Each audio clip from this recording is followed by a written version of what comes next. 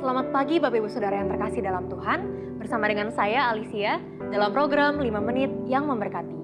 Tema renungan kita pada pagi hari ini adalah surrender atau berserah. Diambil dari Amsal 19 ayat 21 berkata, "Banyaklah rancangan di hati manusia, tetapi keputusan Tuhanlah yang terlaksana." Banyak orang awalnya berkata, "Tuhan, kuserahkan seluruh hidupku ke dalam tangan-Mu, biar rencana Tuhan yang jadi." Namun pada akhirnya malah terkesan, "Tuhan, aku punya rencana ABCD nih, tolong berkati ya. Tolong buat semuanya berhasil ya Tuhan." Niat awalnya ingin berserah, tetapi malah nyuruh-nyuruh Tuhan untuk mewujudkan rencana kita. Seperti layaknya sebuah cerita, pikiran kita tuh beda dengan pikiran Tuhan. Kita udah mikirin dari awal, tengah, sampai akhir, pokoknya semau kita, dan yang cuma buat kita senang. Sementara Tuhan tuh udah punya skripnya sendiri, dan pikirannya tuh mutlak, karena Dia penulis hidup kita. Dia tahu kok dan hafal setiap cerita yang Dia tulis. Dia tahu tokohnya siapa, Dia tahu setting tempatnya, bahkan Dia tahu bagaimana caranya menggerakkan peran masing-masing tokoh supaya sesuai dengan alur yang Tuhan mau. Akan dengan mudah kita berkata, Tuhan Yesus baik saat hal-hal baik terjadi di hidup kita. Tapi bagaimana kalau sebaliknya?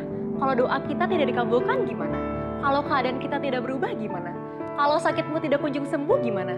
Atau bahkan kalau pengharapan kita tidak terjadi, bagaimana? Apakah hal tersebut bisa menggoyahkan hatimu? Apakah bisa dengan mudah kita berkata Tuhan Yesus baik? God is still good all the time? Apakah kita bisa tetap percaya dan berserah pada rencana Tuhan? Saudara, kalau hal tersebut bisa menggoyahkan hatimu, itu tandanya Anda tidak mengasihi Tuhan dengan tulus.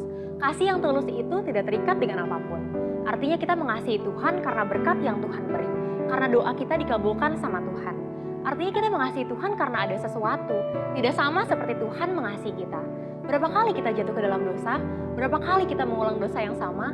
Atau berapa kali kita meninggalkan Tuhan karena keinginan daging kita? Tetapi apakah Tuhan pergi meninggalkan kita? Apakah kasih Tuhan berhenti di hidup kita? Meskipun kita sudah mengecewakannya berkali-kali, tetapi Tuhan kita tetap sama. Dia tetap membuka tangannya lebar-lebar dan menerima kita apa adanya. Karena Bapa kita adalah Bapa yang setia.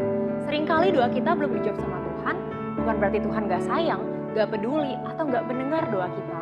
Tuhan selalu mendengar doa kita, Bapak Ibu Saudara, tapi mungkin kitanya yang belum siap untuk menerimanya. Seperti anak TK yang ingin memiliki handphone, orang tuanya mungkin bisa membelikannya.